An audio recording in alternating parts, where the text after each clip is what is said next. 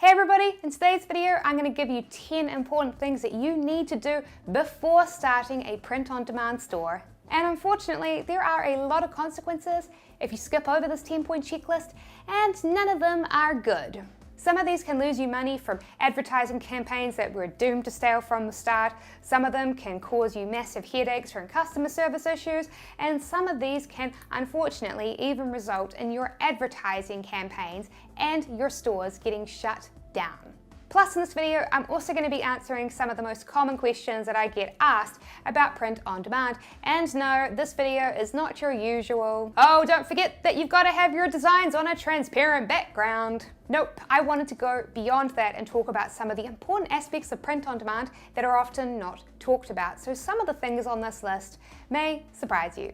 So with that out of the way, let's talk about the first one. 1. Only add a maximum of 5 color variations to your product.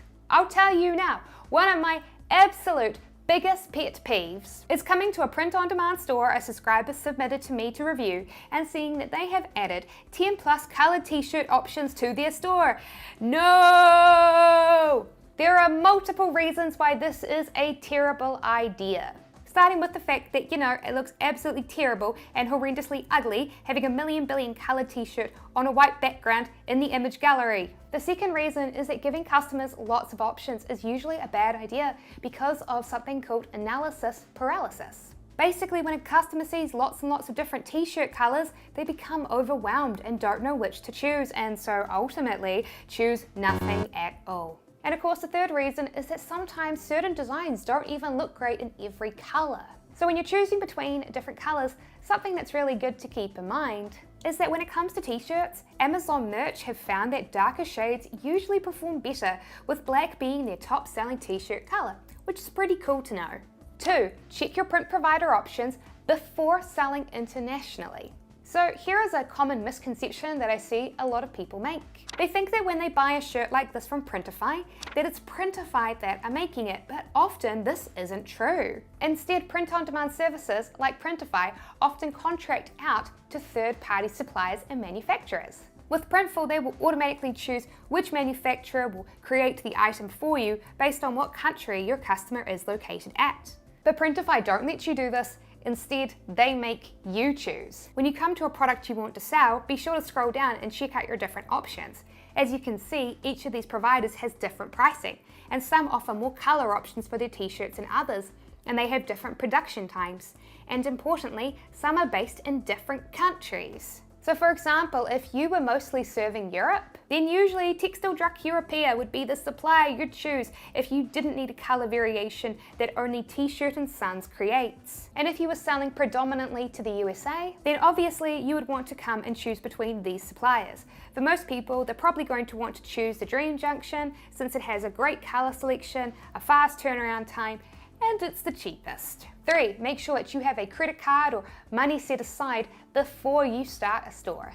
So another common question that I get asked is this. Sarah, I've added a pillow I've made with Printful to my store. If a customer buys it, who pays Printful for the item? Me or the customer?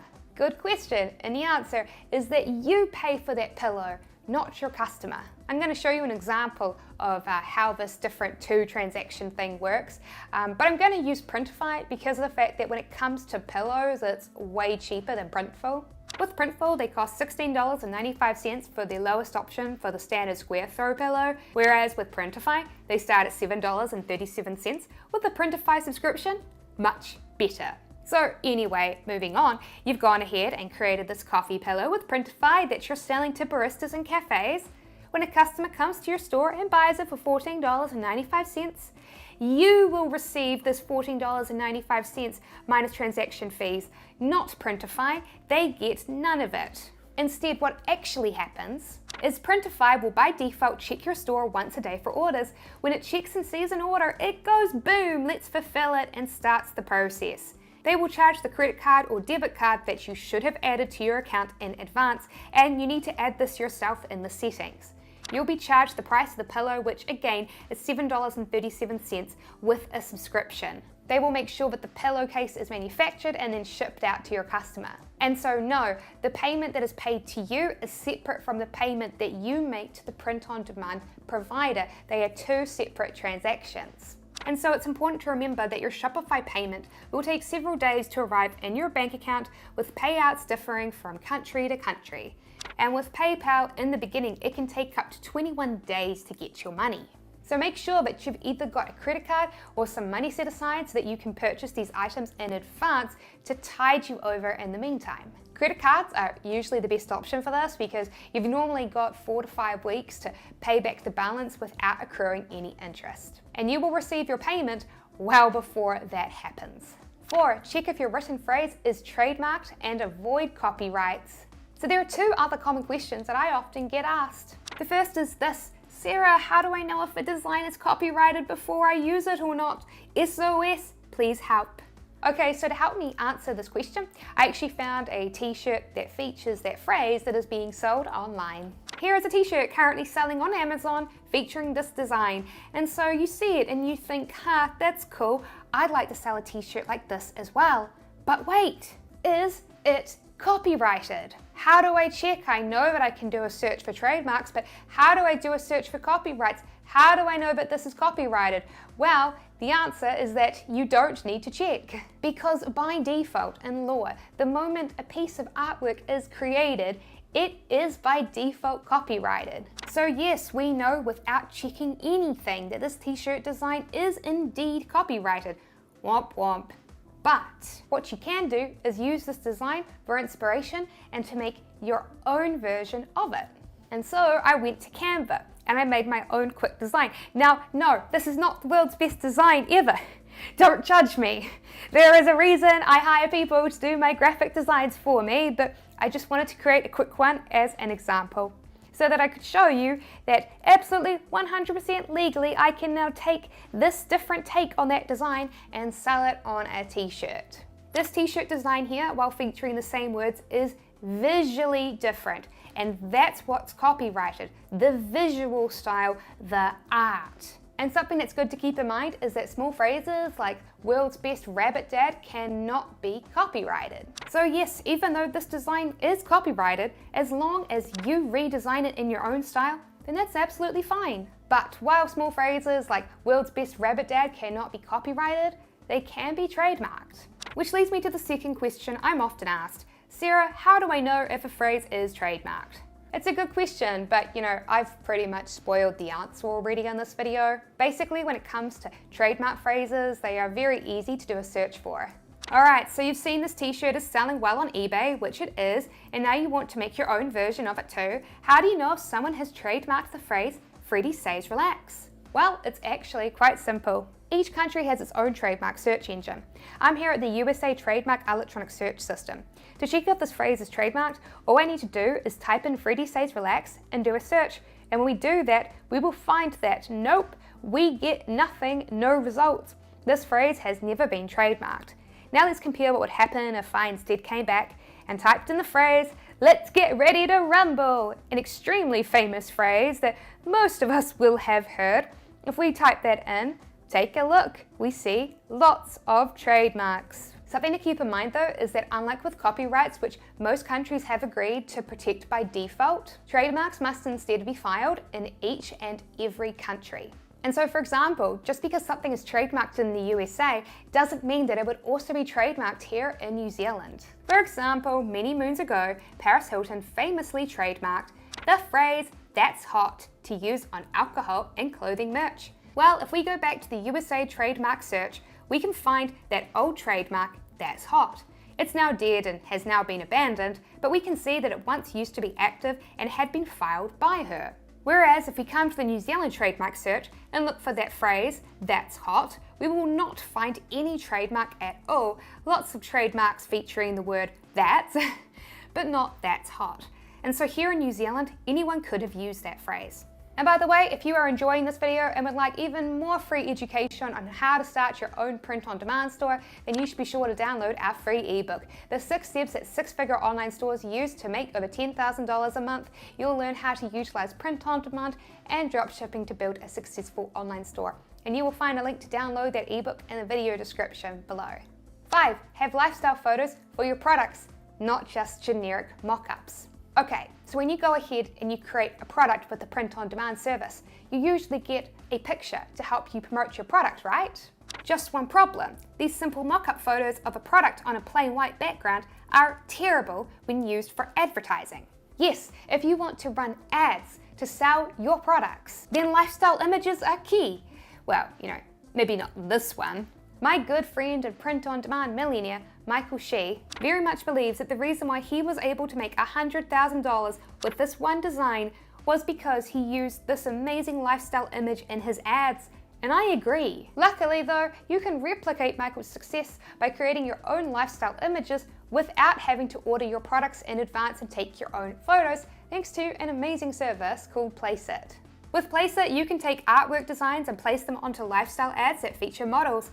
And they don't just have to be t-shirt images. They have lifestyle photos for print-on-demand mugs, and they have lifestyle photos for different types of tote bags, and they have lifestyle photos for pillows. And would you believe, they've even recently added photos of hooded blankets due to popular demand. Using it is really simple. Let's say I was selling this t-shirt from Printify. Well, what I would do is I would come to Placeit and choose which t-shirt that I wanted. After you've chosen what color shirt you want, all you need to do is come and upload that design or picture that you added to the t-shirt that you created with Printify and let it load.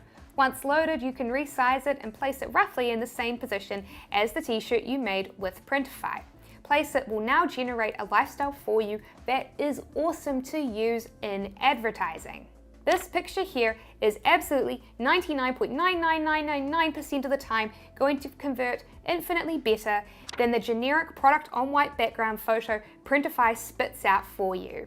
And here's another important tip when you are choosing which photos to use with Placeit. If possible, it's a great idea to find a picture featuring something related to your design. On Placeit, you can use the search filters on the left to look up specific types of photos. So for this one, I used the pet filter and searched through the different photos featuring people with their pet dogs. By having a corgi featured in my image ad that, well, has a corgi t-shirt, it is extremely effective and engaging. Considering that it costs just $14 a month for a Placeit subscription, I think that either that or something very similar is an absolute no-brainer for print-on-demand stores. And I'll have a link to how you can get it in the video description below.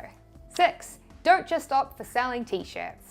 Now, look, don't get me wrong. Obviously, t-shirts can make you a lot of money. Yeah, so they're still good, but they aren't the only type of print-on-demand products out there, especially if you are selling in your own store. For example, leggings can sell for massive markups because their value is ambiguous. The reason why they are ambiguous is because while you could go to your local mall and potentially find t-shirts that feature dogs on it, you are extremely unlikely to find anything similar when it comes to leggings. And so when a pug mother sees her beloved on leggings, she is incredibly unlikely to have ever seen anything like this before. It is extremely unique and original. Pricing is ambiguous.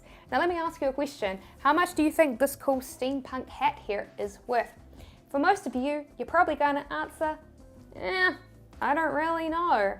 You don't know because for most of you, you've never seen anything like this before. And as scientific studies have shown, the way that most of us decide how much something is worth is through price anchoring. It's by looking at other similar products and then seeing what they sell for.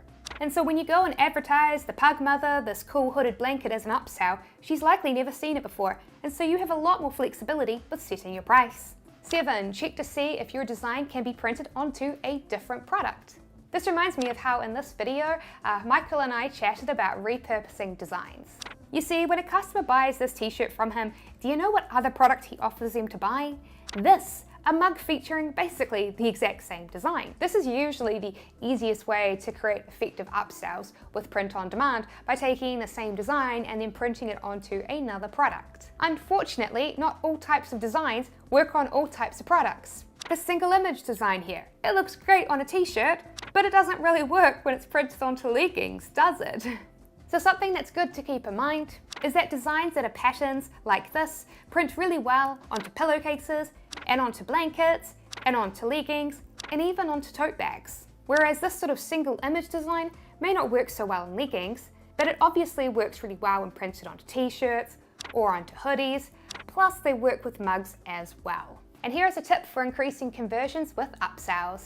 Placeit have a new feature where some of their models feature both a t-shirt and a mug in the same picture.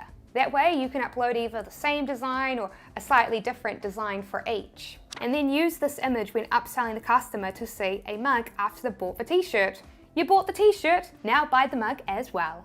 And by the way, if you have learned something from this video and you would like to learn even more about starting your own successful online store, then you should be sure to subscribe and click that little notification bell so that you don't miss out on any of our videos. 8. Add scarcity, but not to every product. Scarcity can be a very effective way to get customers to buying now in the moment for fear of missing out. One of my favorite tactics in a Facebook ad is to say that you've got a sale on, but only until stocks last. And to then add a product inventory bar to your product listing, showing that stock is low and that it will sell out soon. However, this kind of gets ruined if your customer starts clicking on other items in your store and sees, hey, all of these items are on sale and they all seem to almost be out of stock. This seems a little suspicious. Maybe these items, they're not actually on sale at all. And maybe the store is just trying to trick me into thinking that they are. So if your item has maybe 20 items in it, consider having about 3 or 4 that are on sale and that have scarcity timers, and not have every item in your store almost be out of stock. The Shopify app that I used to add the scarcity countdown bar in was Sales Pop Master. The app is free currently and it's very easy to use. Most apps like this cost money, and so I highly recommend checking this one out if you are on a budget. 9. Check to see if your niche is banned on Facebook. You know, just imagine if you'd gone to all the trouble to create a store featuring print-on-demand wall arts with erotic images and, unlike Sedisha, did not ask the question, is this a good idea? I'm really glad that you did ask Sedisha, because if you had not asked that question, you would have very quickly discovered that Facebook's advertising policies will make it a nightmare for you if you try and promote your products without your ads getting shut down and potentially getting banned. You would have discovered quickly that Facebook's advertising policies will make it a nightmare for you to try and promote your products without getting your ads shut down and potentially getting you banned, thanks to such broad policies like activities must not be overly suggestive. What does that even mean? I'll tell you what that means. Facebook has a lot of discretion to shut down any adult product ads that they do not like. And so honestly, this is a niche I'd recommend that you avoid, Sedisha.